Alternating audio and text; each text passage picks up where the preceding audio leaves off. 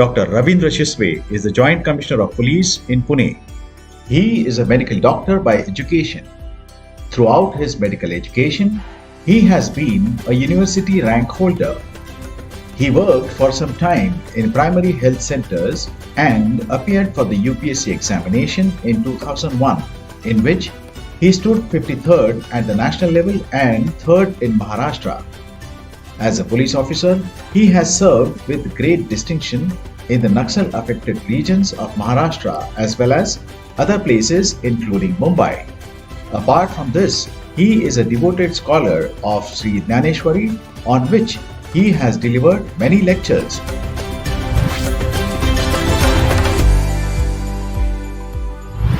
मगाशी विभूषणीजींनी मला वाटतं पासायदानावर विभूषणी बोलले त्यावेळेला खूप विस्ताराने सांगितलं असेल.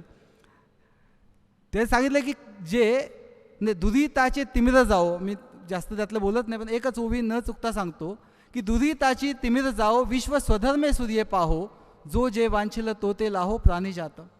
पाप जे आहे ते पापाचं अंधार नाहीसा हो. आता पापाचा अंधार कसा नाहीसा होईल? पुण्याचा उजेड यायला पाहिजे.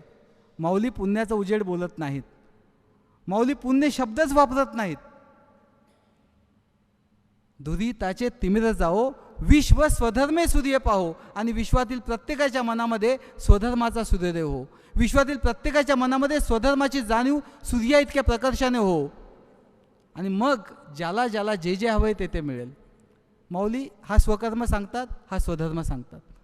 मग प्रशासनातल्या माझ्यासाठी जर हे माझं स्वकर्म आहे, जर मी निर्णय घेत असताना मला कटू निर्णय घ्यावे लागले, मी टीम बिल्डिंगच्या नावाने त्या कटू निर्णयांपासून मागे हटता कामा नये. त्यावेळेला जी माझी भूमिका आहे ती मला घेतली पाहिजे. त्याच्याने होणारे जे काही लाभ अलाभ असतील त्याची मी तयारी ठेवली पाहिजे. हा सारासार विवेक मला ज्ञानेश्वरी देते. हा सारासार विवेक मला ज्ञानेश्वरी देते. पुन्हा म्हणजे मी जगणं जे आहे हे आनंदाचं आहे, जगणं आनंदाचं असावं. जी मी कृती करेन, कर्म करेन. मगाशी मी म्हणालो की ज्ञानेश्वरांनी किंवा भगवंतांनी अर्जुनाला ज्ञानेश्वरी सांगितली, त्याचं प्रयोजन त्यांनी लढावं हे आहे. हे अर्धसत्य आहे, हे अर्धसत्य आहे. जर समजा अर्जुन लढायला उभा राहिला असता, म्हटलं असतं बाबा ते किती प्रवचन देतोस, 18 अध्याय झाले, तुझं काही थांबतच नाही आहे, लढायला सुरुवात करतो बघ बाबा. आणि जर मेकॅनिकली तो फक्त बाण चालवायला सुरुवात केली असती तर श्रीकृष्णाच्या त्या भगवद्गीता सांगण्याचा काहीच उपयोग झाला नसता. भगवंतांना ती भगवद्गीता फक्त अर्जुनानं लढायला उभं राहावं यासाठी सांगायची नव्हती. माऊलींनी खूप छान यावर भाष्य केलं आहे. माऊलींनी सांगितलं आहे की अर्जुनाच्या मनाची स्थिती कशी झाली आहे? वनवा लागलेल्या पर्वतासारखी झाली आहे. वनवा लागलेल्या पर्वतासारखी झाली आहे. वनाला लागतो तो वनवा, एका झाडापासून दुसऱ्या झाडापर्यंत वाढत वाढत वाढत जातो तो वनवा. जो पूर्ण जंगल बेचिदा करतो तो वनवा. मग काय सांगितलं की त्याला शिकवायचं म्हटलं तरी तो बहुसाल नीती त्याला सांगत बनतो. आपल्या नेनिवेला नेनिवेला सांगतच नाही, त्याला कळतच नाही काय करू, आणि मनामध्ये विचारांचा काहोर माजलाय. तसा तो अर्जुन, त्याच्या मनाची स्थिती वनवा लागलेल्या पर्वतासारखी. आणि मग त्यांनी रूपक योजलं आहे की हा श्रीकृष्ण जो आहे, त्याचा मित्र जो आहे तो कसा आहे? तो ढगासारखा आहे. हा जर वनवा लागलेला पर्वत आहे ना, तर आता हा श्रीकृष्ण हा ढगासारखा आहे, मेघासारखा आहे. आणि या मेघांमधनं आता उपदेशाचा वर्षा होईल, कृपेचा वर्षा होईल. खूप छान ओवी आहे. माझ्या मते, माझ्या अल्पमतीप्रमाणे संपूर्ण ज्ञानेश्वरीचं किंवा भगवद्गीतेचं सार या एका ओवीत आहे. माऊली म्हणतात की आता तो उदार कैसा वर्षेल, आता तो उदार कैसा वर्षेल, त्याने अर्जुना चळू निवेल. की तो ढग आहे, श्रीकृष्ण रूपी ढग जो आहे ना, त्या ढगामधनं आता कृपेचा वर्षा होईल. आणि त्या वर्षावरनं काय होईल? त्या अर्जुनाच्या मनोरूपी पर्वताला लागलेला वनवा जो आहे ना तो विझेल. पण विझवणं एवढंच फक्त प्रयोजन आहे का त्याचं? विझवणं एवढं प्रयोजन आहे का? नाही. विझवणं हे प्रयोजन आहे, पण फक्त विझवणं एवढंच प्रयोजन नाही आहे. या ओवीचा उत्तरार्थ खूप चांगला आहे. आता तो उदार कैसा वर्षेल, त्याने अर्जुना चळू निवेल, मग नवी विरुडी फुटेल उन्मेषाची. मग नवीन पालवी फुटेल. त्या ठिकाणी जे सगळं जंगल बेचिराख होऊन गेले, त्या ठिकाणी कुठेतरी काही विचारांचं बीज आहे, आणि त्याला पालवी फुटेल, अंकुर फुटतील.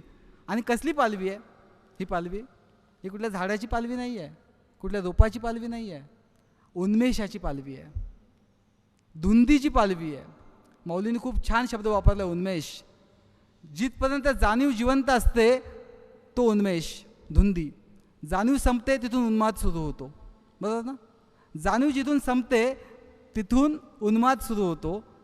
जाणीव जिवंत आहे, जाणीवेतून येतो तो उन्मेष, धुंदी.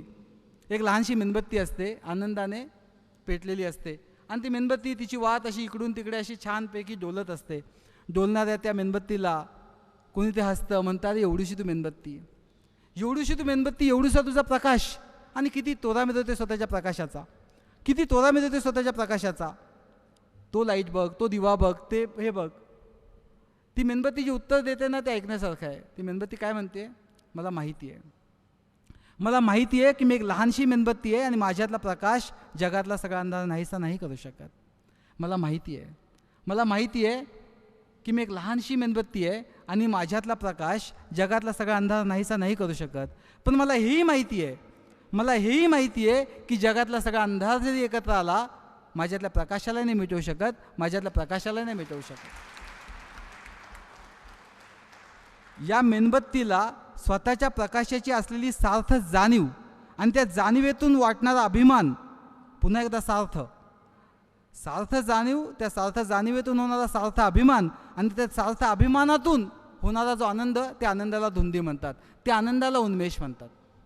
आणि त्या उन्मेषाची, त्या धुंदीची पालवी अर्जुनाच्या मनात, आणि अर्जुन तुम्ही आम्ही अर्जुनच आहोत, त्या प्रत्येकाच्या मनामध्ये ही धुंदीची पालवी फुटावी यासाठी भगवद्गीता आहे. फक्त तो जर लढायला उभा राहिला असता, मेकॅनिकली जर धनुष्यबाण चालवायला सुरुवात केली असती, काही उपयोग नव्हता.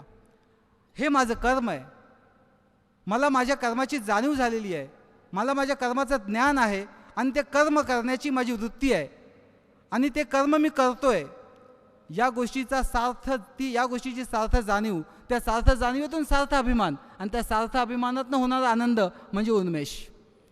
त्या अर्जुनाला आपण कृतीप्रवण झालो आहे, आपल्याला आपली कृती करणं कळलं आहे, या कृतीतून आपली सार्थता आहे, यथार्थता आहे याची जाणीव झाली, ती कृती तो करायला लागला, त्या कृतीचा त्याला आनंद मिळायला लागला.